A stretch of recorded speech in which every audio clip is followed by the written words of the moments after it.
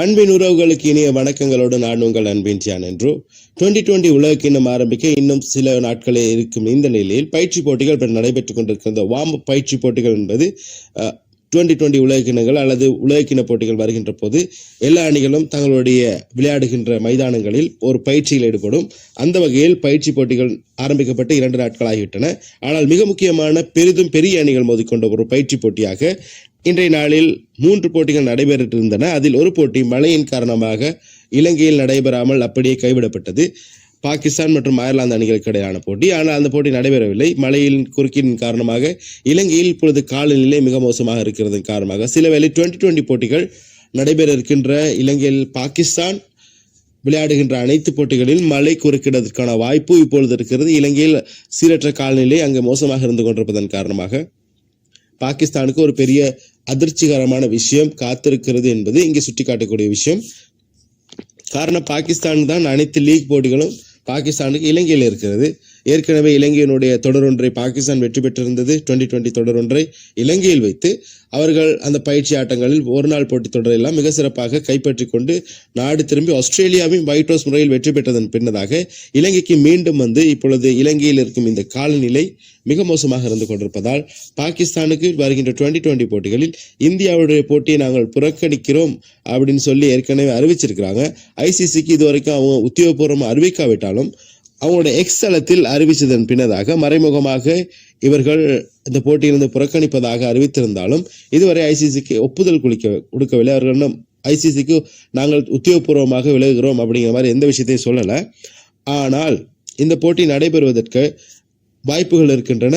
சில வேளை இந்த போட்டியில் பாகிஸ்தான் விளையாடாத பட்சத்தில் இந்திய அணிக்கு மேலதிகமாக 2 புள்ளிகள் கிடைக்கும். ஆனால் அந்த புள்ளிகளை பெறுவதற்கு இந்தியா நேரடியாக இலங்கைக்கு வந்து மைதானத்துக்கு சீருடையுடன் சென்று நடுவருடைய தீர்ப்பை பெற்றுக்கொண்டது பின்னதாக தான் அந்த 2 புள்ளிகள் கிடைக்கும் என்பது எங்கே சுட்டிக்காட்டக்கூடிய விஷயம்.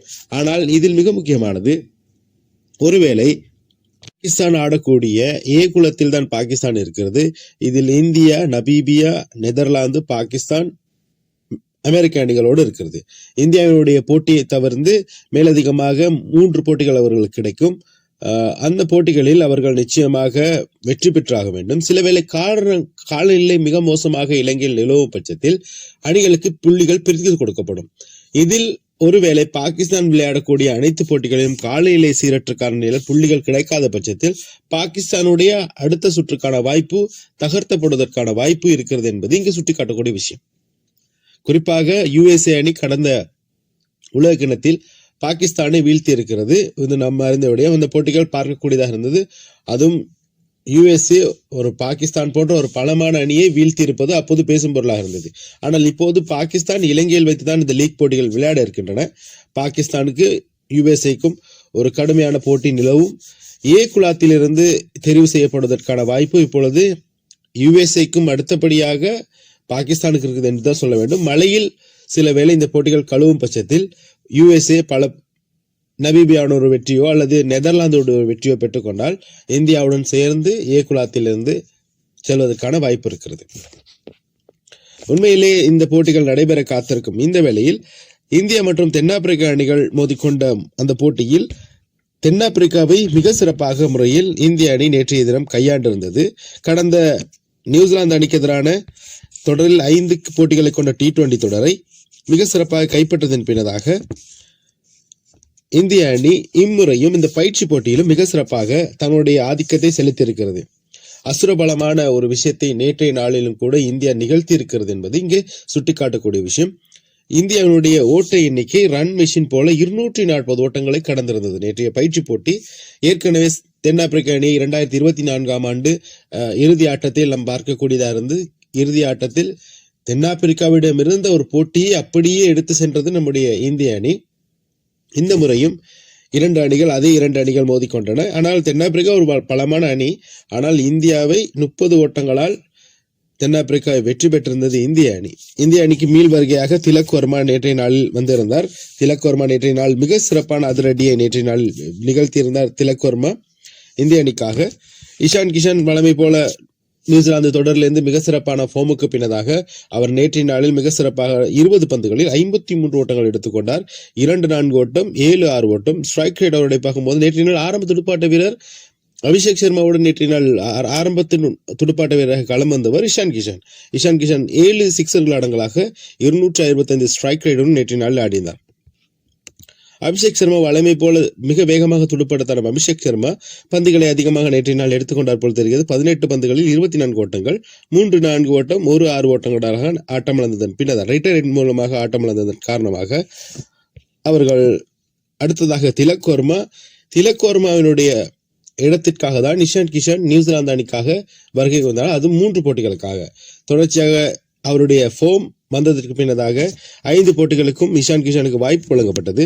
அதை சிறந்த முறையில் பயன்படுத்தி கொண்ட இஷான் கிஷன் இப்போது உலகக்கிண அணியிலும் தொடர்ந்து செயல்பட காத்திருக்கிறார்.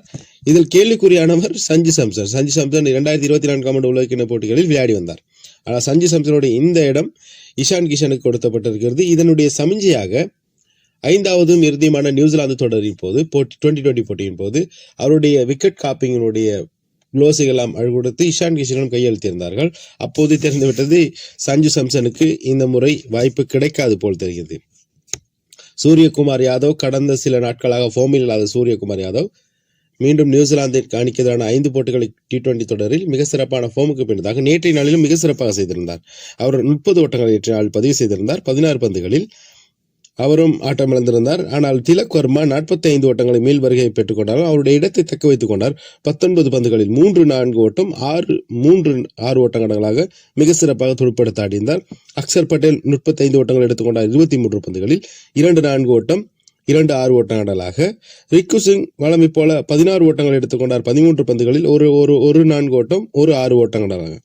ஹார்திக் பாண்டியா அப்படியே வெகவும் வேகமாக பெற்றுக்கொண்டதார். 10 பந்துகளில் 30 ஓட்டம், 2-4 ஓட்டம், 3-6 ஓட்டங்களாக. ஸ்ட்ரைக் ரேட் 300 இருந்தது. இந்திய அணி சார்பாக நேற்றைய நாள் அதிகக்கூடிய ஸ்ட்ரைக் ரேட்டை கொண்ட ஒரு வீரராக ஹார்திக் பாண்டியா திகழ்ந்து கொண்டிருந்தார். மொத்தத்தில் 20 ஓவர்கள் நிறைவில் இந்திய அணி 240 ஓட்டங்கள் எடுத்துக்கொண்டது. 6 விக்கெட்டுகளை இழந்து தென்னாப்பிரிக்க அணியினுடைய பந்து வீச்சிலே மிக மோசமான பந்து வீச்சை நேற்றைய நாள் ரபாடா திகழ்த்தியிருந்தார். 3 ஓவர்கள் பந்து வீசி 44 ஓட்டங்களை விட்டு கொடுத்திருந்தார். அவருடைய ஒரு ஓவருக்கான எக்கானமிக்காக 14.67 என்ற சராசரியுடன் ஓட்டங்களை விட்டு கொடுத்திருந்தார். மிக மோசமான பந்து வீச்சை நேற்றைய நாள் நிகழ்த்தியிருந்தார். லுங்கி இங்கிடி 3 ஓவர்கள் பந்து வீசி 23 ஓட்டங்களை கொடுத்திருந்தார். ஆனால் விக்கெட்டுகள் எதுவும் கைவிடவில்லை. மாக்கன் ஜேசன் நேற்றைய நாளில் 2 ஓவர்கள் பந்து வீசி 18 ஓட்டங்களுக்கு ஒரு விக்கெட்டை கைப்பற்றினார். சொல்லும்படியாக நேற்றைய நாளில் தென்னாப்பிரிக்க அணியின் சார்பாக பந்து வீச்சுகள் யாரும் சிறப்பாக செய்ததன் காரணமாக ஓட்டங்களை விட்டுக் கொடுத்திருந்தார்கள். இதன் காரணமாக மிக மோசமான பந்து வீச்சு பிரதியின் காரணமாக மிகப்பெரிய இலக்கை நேற்றைய நாளில் இந்திய அணி பெற்றுக்கொண்டது. பதிலுக்கு துடுப்படுத்தாடிய வேளையிலே மாக்ரம் மிக சிறப்பாக ஆரம்பத்தை கொடுத்தாலும் தொடர்ந்து விக்கெட்டுகளை இலக்கான லிண்டே நேற்றைய நாளில் 0 ஆட்டம் இழந்திருந்தார். ரிக்கிஷன் நேற்றைய நாள் 44 ஓட்டங்கள் எடுத்துக்கொண்டார். 21 பந்துகளில் 4 ஓட்டம், 3-6 ஓட்டங்களாக. மாக்ரம் 38 ஓட்டங்கள் எடுத்துக்கொண்டார். 19 பந்துகளில் 2-4 ஓட்டம், 4 ஓட்டங்களாக. பிரேவிஸ் நேற்றைய நாள் 2 ஓட்டங்களை எடுத்துக்கொண்டார். டேவிட் மில்லர் 13 ஓட்டங்கள் எடுத்துக்கொண்டார். ஜே சுமித் மீண்டும் அணிக்குள் வந்த 35 ஓட்டங்கள் எடுத்துக்கொண்டார். 23 பந்துகளில் 4 ஓட்டம், 1-6 ஓட்டங்களாக. ஸ்டப்ஸ் நேற்றைய நாள் 45 ஓட்டங்கள் எடுத்துக்கொண்டார். 21 பந்துகளில் 4 ஓட்டம், 4 சிக்ஸர்கள் நேற்றைய நாளில் விளாசி தள்ளியிருந்தார். மாக்ரம் ஜேசன் நேற்றைய நாளில் 22 ஓட்டங்களை பெற்றுக்கொண்டார். ஒரே ஓவரில் 31 ஓட்டங்கள் எடுத்துக்கொண்டார். 16 பந்துகளில் 3-4 ஓட்டம், 2-6 ஓட்டங்களாக. ஒட்டுமொத்தத்தில் 20 ஓவர்கள் நிறைவில் தென்னாப்பிரிக்க அணியால் 210 ஓட்டங்களை பெற்றுக்கொண்ட முடிந்தது. 7 விக்கெட்டுகளை இழந்து இந்திய அணியின் சார்பாக பந்து வீச்சிலே அனைவருமே நேற்றைய நாளில் பரிசோதிக்கப்பட்டிருந்தால் ஹர்தீப் சிங் நேற்றைய நாள் 4 ஓவர்கள் பந்து வீசி 29 ஓட்டங்களை விட்டுக் கொடுத்து ஒரு விக்கெட்டை கைப்பற்றியிருந்தார். ஹர்திக் பாண்டியா 28 ஓட்டங்களை விட்டுக் கொடுத்திருந்தார். ஹர்திஷ் ராணா 1 ஓவர் மாத்திரமே நேற்றைய நாள் அவருக்கு ஓவர்கள் கொடுக்கப்பட்டிருந்தது. ஆனால் அவர் பெருந்தும் 16 ஓட்டங்களை விட்டுக் கொடுத்திருந்தார். குல்தீப் யாதவ் 2 ஓவர்கள் பந்து வீசி 25 ஓட்டங்களை விட்டுக் கொடுத்திருந்தார். சிவம் துபே 4 ஓவர்கள் பந்து வீசி 57 ஓட்டங்களுக்கு ஒரு விக்கெட்டை கைப்பற்றியிருந்தாலும் அவருடைய ஓவருக்கு தான் மிக மோசமான அடியும் விழுந்திருந்தது. திலக் வர்மா 1 ஓவரை வீசியிருந்தார். 9 ஓட்டங்கள், விக்கெட் எதுவும் இல்லை. வருண் சக்கரவர்த்தி 2 ஓவர்கள் பந்து வீசி 12 ஓட்டங்களுக்கு ஒரு விக்கெட்டை கைப்பற்றியிருந்தார். அக்சர் பட்டேல் 1 ஓவர் வீசி 2 ஓட்டங்களை கொடுத்து ஒரு விக்கெட்டை கைப்பற்றியிருந்தார். அபிஷேக் சர்மா தன் பங்குக்கு 3 ஓவர்களை பந்து வீசியிருந்தார். 32 ஓட்டங்களுக்கு 2 விக்கெட்டுகளை கைப்பற்றியிருந்தார். மொத்தமாக நேற்றைய நாளில் இந்திய அணி சார்பாக கிட்டத்தட்ட பகுதி நேரமாக பந்து வீசக்கூடிய அனைவரையும் பயன்படுத்தியிருந்தது இந்திய அணி பந்து வீச்சாளர்களாக. சூரியகுமார் யாதவை தவிர அனைவரும் பந்தை வீச விக்கெட் காப்பிங் செய்யக்கூடிய அவரை தவிர மற்ற அனைவரும் பந்தை வீசியிருந்தார்கள் என்பது இங்கே சுட்டிக்காட்டக்கூடிய விஷயம். எப்படி இருந்தாலும் எதிர்வரும் 2020 உலகக்கிண்ணம் என்று வருகின்ற போது இந்தியா இப்போது மிகப்பெரிய அசுர பலத்தில் இருப்பதால் இம்முறை இறுதி வரை இந்திய அணி இறுதிப் போட்டிக்கு வரும் அப்படிங்கிற ஒரு கூற்று இப்பொழுது நிகழ்ந்து கொண்டிருக்கிறது. எந்த ஒரு அணியும் ஒரு போட்டியை நடாத்தும் எந்த ஒரு அணியும் இதுவரை உலகக்கிண்ணத்தை வென்றது கிடையாது. இதற்கு முன்னதாக 2007ஆம் ஆண்டு முதலாக தென்னாப்பிரிக்காவில் வைத்த போது அப்போது சாம்பியன்களாக இந்திய அணி இருந்தார்கள். அப்போது தென்னாப்பிரிக்கா இல்லை. அந்த போட்டியை நடத்திய நாடு தென்னாப்பிரிக்கா. இதுவரை அந்த மாதிரியான ஒரு நிகழ்வு நடைபெறவில்லை. ஒரு போட்டியை நடாத்தும் ஒரு நாடு இதுவரை கிண்ணத்தை சுவீகரித்தது கிடையாது. இம்முறை இந்தியா சுவீகரிப்பதற்கான வாய்ப்பு இருக்கிறது. இந்தியனுடைய இந்த மிக சிறப்பான ஃபோம் அவர்களுக்கு கைகூடியதற்கான வாய்ப்பை தருவதற்கு மிக ஏதுவாக இருக்கும் என்று கருத்து கணிப்புகள் இப்பொழுது நினைவு கொண்டாலும் உண்மையில் இந்திய அணி ஒரு சிறந்த ஒரு அணியாக அடுத்த கட்ட இறுதிப் போட்டியில் 2020 இறுதிப் போட்டியில் விளையாடும் என்பதில் எந்த மாற்று கருத்தும் கிடையாது. இதுவரை நடந்து முடிந்திருக்க 2020 போட்டிகளில் 2 முறையே அதிக முறையான கிண்ணங்களை சுவித்த நாடுகளாக இந்தியா 2 முறை சுவீகரித்திருக்கிறது. மேற்கிந்திய தீவுகள் 2 முறை, இங்கிலாந்து 2 முறை, ஆஸ்திரேலிய அணி 1 முறை, இலங்கை 1 முறை, பாகிஸ்தான் 1 முறை என்று கிண்ணங்கள் பகிர்ந்தப்பட்டிருக்கின்றன. ஆனால் அதிகூடியமான 2 வெற்றிகள் தான் கிடைத்திருக்கிறது. இம்முறை 3வது முறையாகவும் 2020 உலகக்கிண்ண சாம்பியன்களாக இந்தியா வருவதற்கான பிரகாசமான வாய்ப்பு இருக்கிறது என்பது இங்கே சுட்டிக்காட்டக்கூடிய விஷயம். நாளைய நாளில் மிக முக்கியமான விஷயத்தோடு வருகிறேன், பயிற்சி போட்டிகள் சம்பந்தமானது. அதுவரை உங்களது விடைபெறும் நான் உங்கள் அன்பின் ஷியான் என்றோ. நன்றி, வணக்கம்.